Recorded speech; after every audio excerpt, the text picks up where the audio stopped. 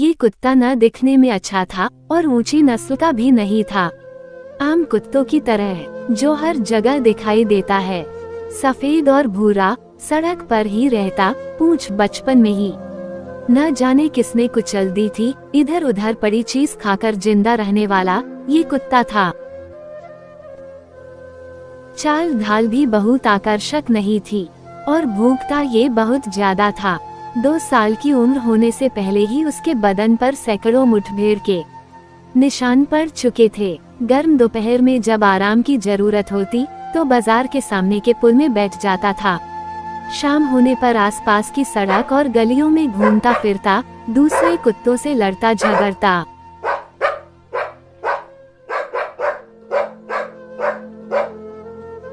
जो मिलता खा लेता और रात होने पर बाजार के फाटक पर फिर वापस लौट आता। 3 साल से जिंदगी ऐसी ही गुजर रही थी। तभी दोनों आंखों से अंधा एक भिखारी फाटक पर आ पहुंचा।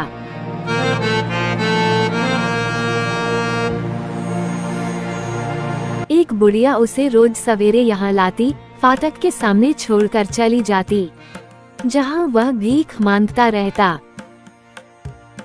भगवान के नाम से दे दे बाबा, मैं अंधा भिखारी हूँ, मुझ पर दया करो, 1-2 रुपया दे दो, भगवान तुम्हारा भला करेगा।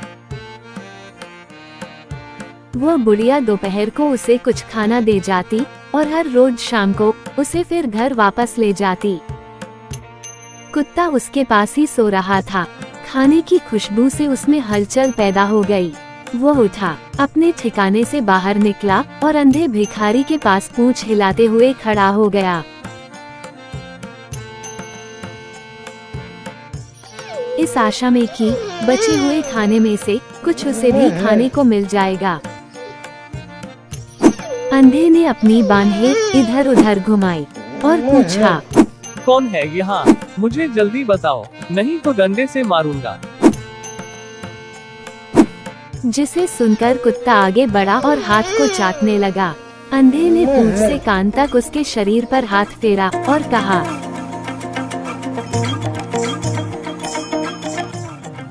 तुम बहुत अच्छे लग रहे हो, मेरे साथ आओ, ये लो गरम गरम रोटी खा लो, माँ ने अपने हाथों से बनाया है।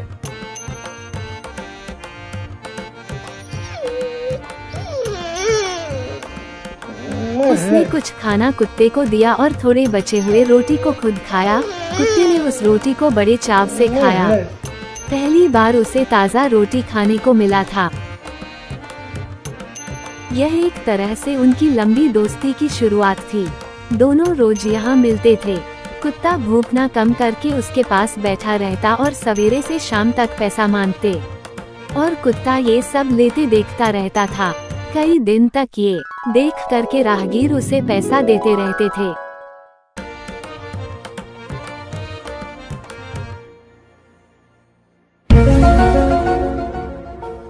और अगर कोई पैसा दिए बिना आगे बढ़ने लगता तो वह भूखता हुआ उसके पीछे तक जाता और फिर भी वह पैसा न देता तो उसके कपड़े दांत में दबाकर उसे जबरदस्ती भिखारी के पास ले आता और पैसा डलवाकर ही दम लेता।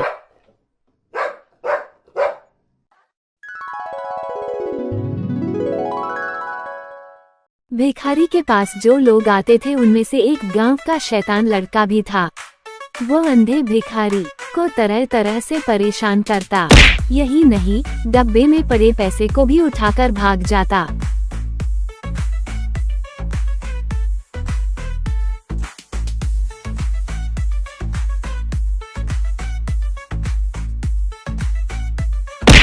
अरे साला कौन है बे, मुझे हमेशा परेशान करता है और मेरी सारी कमाई चोरी करके ले जाता है। रुक, तुझे अभी बताता हूँ, तू मेरे हाथ कभी न कभी तो आएगा, सारी बदमाशी तेरी निकालूंगा। वो बदमाश लड़का हर गुरुवार को यहाँ आता था बाजार घूमने के लिए। हर हफ्ते इसी दिन भिखारी को यह मुसीबत झेलनी पड़ती थी। इसी फाटक के आसपास रंग बिरंगी खुशबू वाली सेंट का एक विक्रेता एक छोटी सी टेबल पर अपना सामान सजाए खड़ा होता। पास ही बहुत सारी किताब बोरी पर फैलाकर बेचने वाला व्यापारी भी था और रंग बिरंगी रिबन लटका कर रिबन बेचने वाला भी था। ये लोग भी यहाँ हर गुरुवार को आते थे। वो लड़का भी उसी दिन आता तो ये लोग अंधे की तरफ देखकर आवाज लगाते। आ गया है तुम्हें सताने वाला, अपने पैसे को संभाल कर रखो। हे भगवान, आज गुरुवार है, आज फिर मेरे पैसे लेकर भाग जाएगा। मैं अब क्या करूं? अरे ओ कुत्ते, मेरे बेटे, यहाँ आओ। कहाँ हो तुम? उसकी आवाज सुनकर कुत्ता वहाँ आ गया। उसने कुत्ते का सिर सहलाया और धीरे से बोला, ये शैतान आ गया है मुझे सताने के लिए। मेरे सारे पैसे लेकर भाग जाता है, मेरी पूरी मेहनत को एक झटके में लेकर भाग जाता है। तुम ही मेरी मदद करो अब मेरे बेटे।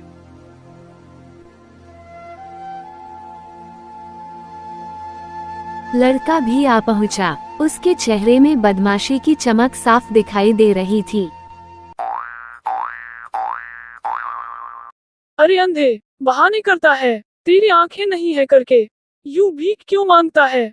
अगर सचमुच अंधा है तो मैं क्या कर रहा हूँ तुझे पता नहीं चलेगा।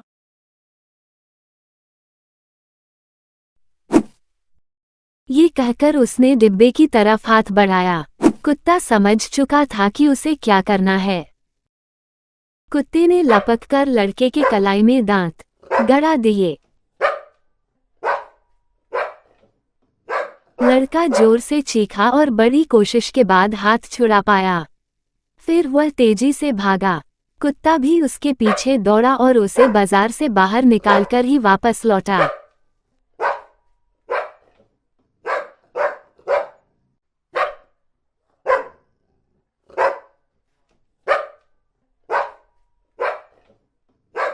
सभी दुकानदार ये सब देख रहे थे। एक दुकानदार ने कहा, देखा भाई, कुत्ते का प्यार इस अंधे के लिए। हाँ भाई, ये भिखारी भी खुशकिस्मत है जो कुत्ते के रूप में ईमानदार दोस्त मिल गया। रोज शाम को बुढ़िया उसे लेने को आती थी, पर आज बुढ़िया नहीं आई और भिखारी सोच में पड़ गया। आज माँ मुझे लेने के लिए क्यों नहीं आ रही? अब रात कहाँ कटेगा?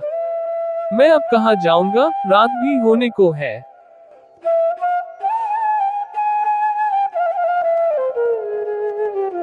एक राहगीर वहाँ से गुजर रहा था। उसने बताया, अरे वो भिखारी, अब बुढ़िया का इंतजार मत कर, वह अब नहीं आएगी। आज दोपहर को वह गुजर गई और गांव वालों ने उसकी अंतिम संस्कार भी कर दिया है। अंधे का यह अकेला घर था, आज ये भी बंद हो गया। उसका फिक्र करने वाली यह एक बुढ़िया ही थी, वह भी नहीं रही।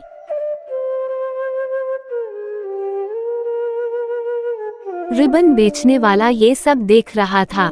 उसने अपने रिबन में से एक मोटा रिबन निकाला और अंधे के पास गया।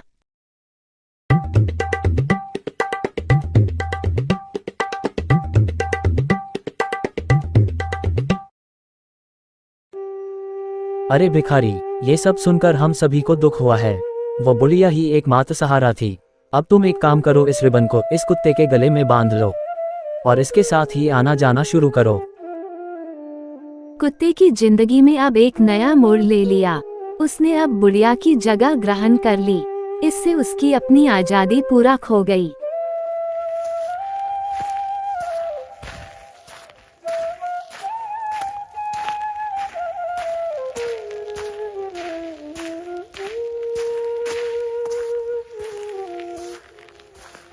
जब वो दूसरे कुत्तों को देखकर भूखना और उछलना कूदना शुरू करता तो पट्टी भी इधर उधर होती। बदमाश, मुझे गिरा देगा क्या? चुपचाप हो जा, नहीं तो डंडे डंडे मारूंगा।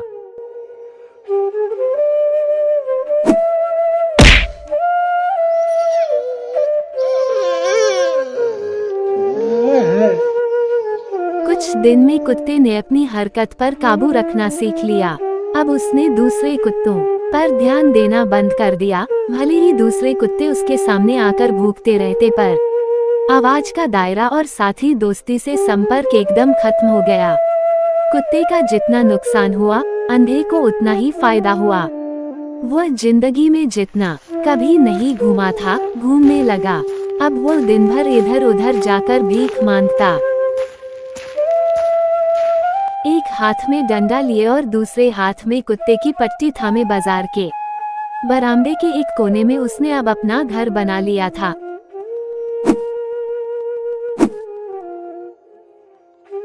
कुत्ता वास्तव में ऐसा जानवर होता है जो बहुत संभल कर और सही ढंग से अपने काम करता है और जरूरत पड़ने पर आराम भी करता है।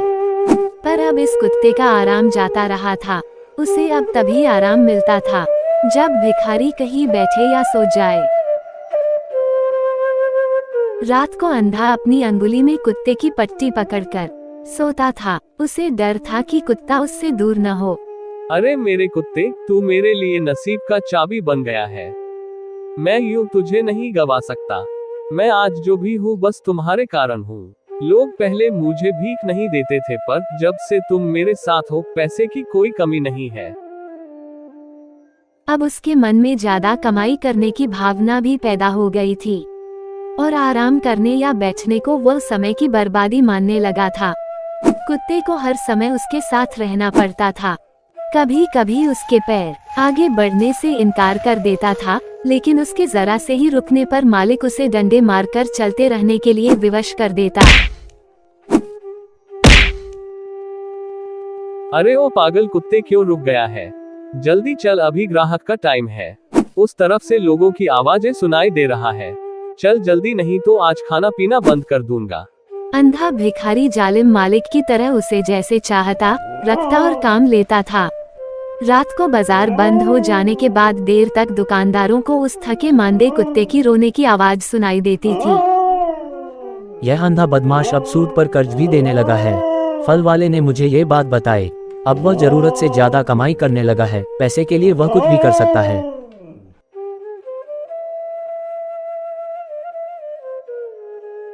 और बेचारे कुत्ते का हालत तो देखो कैसा हो गया। शरीर से हड्डी भी दिखना चालू हो गया है।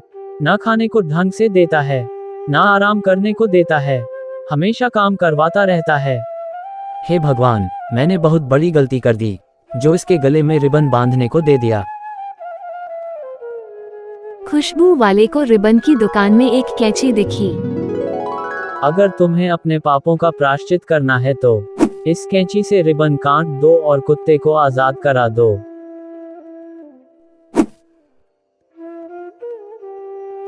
उसने देखा अंधा भिखारी उनके सामने से आ रहा है। कुत्ता उसके आगे चल रहा है।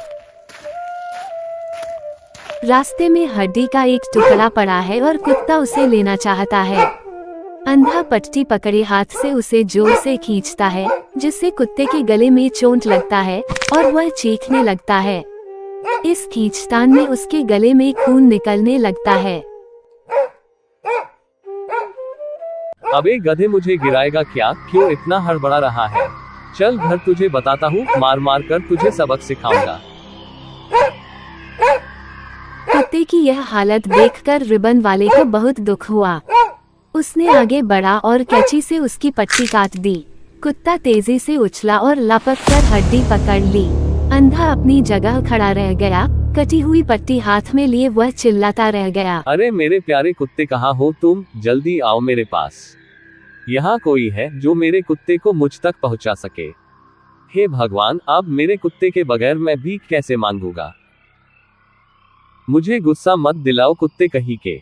अगर तू मेरे हाथ आ गया ना तो गर्दन मरोड़ दूंगा।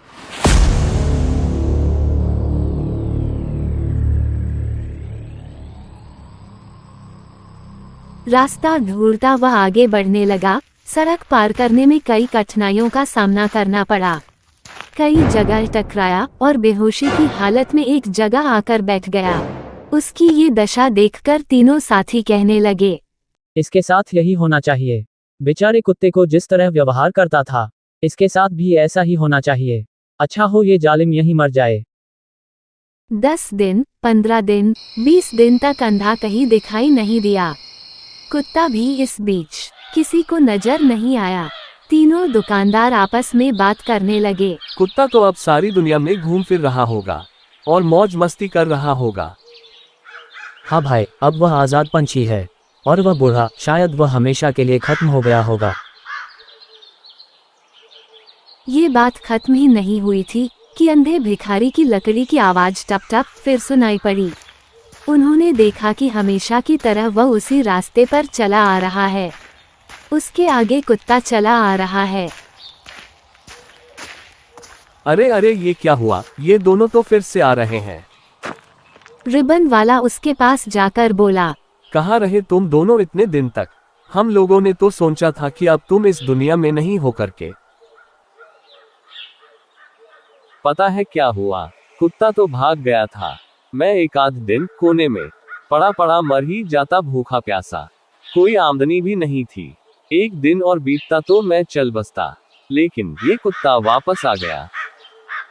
अरे ये कैसे हुआ? ये तो तुमसे पीछा छुड़ाकर भाग गया था, पर ये तुम्हारे पास फिर से कैसे आ गया? कल रात आया। रात को मैं बिस्तर पर पड़ा सो रहा था।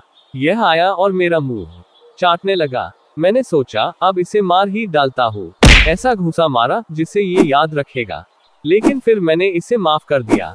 सोचा कुत्ता ही तो है, सड़क पर घूमता गंदगी खाता है। जब ये थक गया तब लौट आया। अच्छा खाना तो मेरे ही पास मिलेगा, अब ये कहीं नहीं जाएगा।